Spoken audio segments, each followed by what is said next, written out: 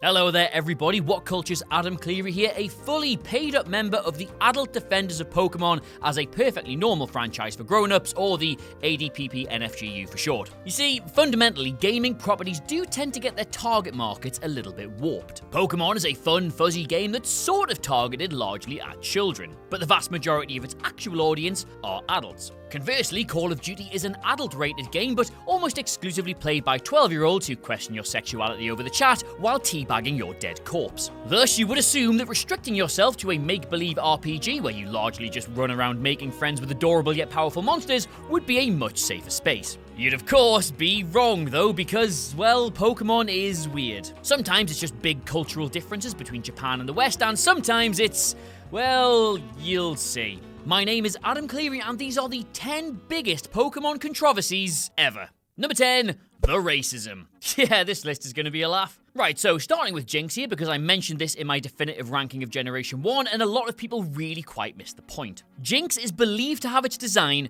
based on Yama-Uba, which is an icy ghost. There is also the Ganguro inspiration, which is a Japanese trend of using incredibly dark foundation on women. Now yes, these are relatively reasonable things to draw inspiration from, but when you take it to a global audience, it is basically just blackface, and that is not cool. Just gonna put the two things side by side here, and yes, that is 1000% bad, despite how innocent it was intended to be, and you can see why they had to retcon that to purple. Number 9, Porygon hospitalizes loads of children. Now, Porygons are quite trippy Pokemon in the game, and that naturally led to some trippy visuals when they made their appearance on the show. You know, psychedelic shapes, flashing lights, and a whole host of other zany things that led children in Japan to actually suffer seizures. The episode was promptly pulled and put in a big bin marked "Never Show This Again Ever," and to this day it has remained there. The real injustice of this, though, is that it was all actually caused by Pikachu using an electric attack, but of course,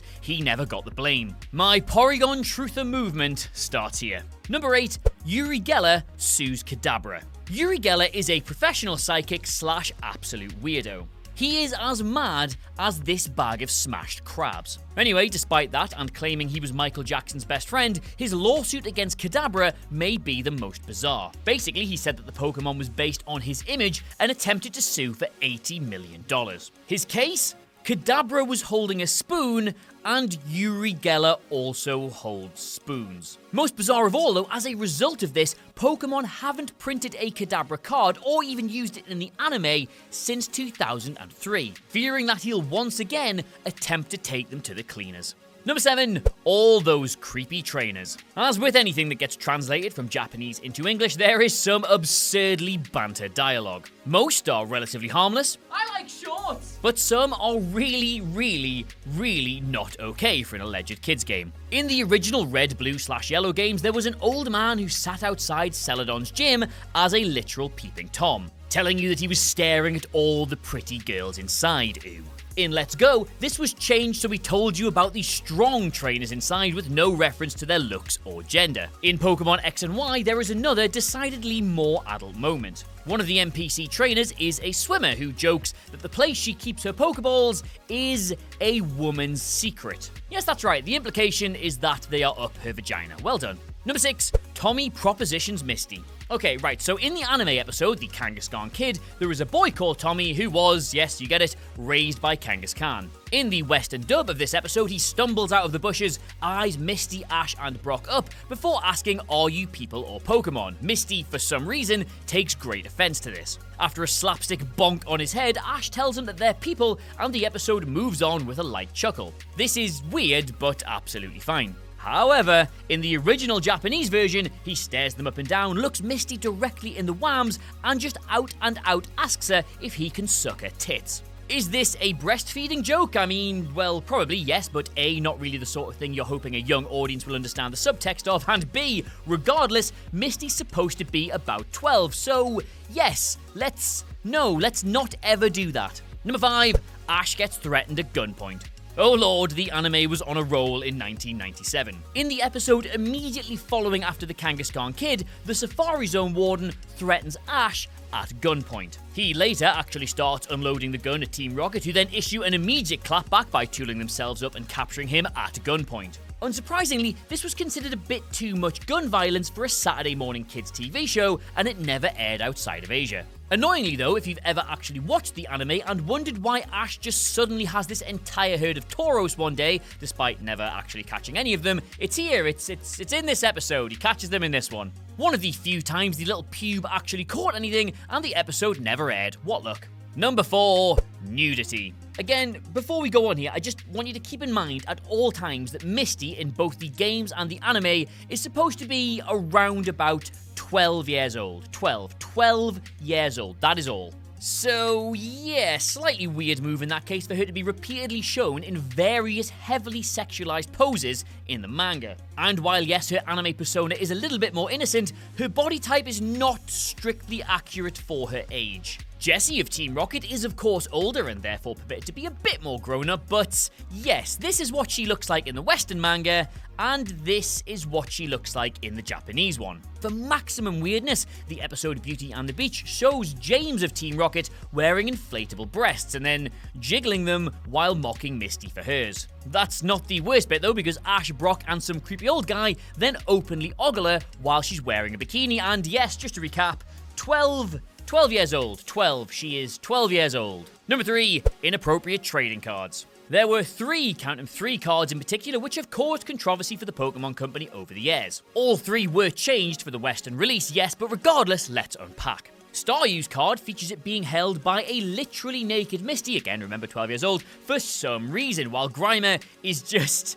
oh dear god, I can't actually believe they did this. In the West, Grimer's card has it peeking out of a sewer like a cheeky little Oscar the Grouch. In Japan though, his eyes are clearly tilted, so he's looking up a schoolgirl's skirt. Can you even begin to imagine the creative process behind that decision? Thankfully though, there was no nudity involved for Golbat's card, although, judging by his facial expression and what his tongue's doing, he might have just clapped eyes on a 12-year-old in a bikini, I don't know. His just had a swastika.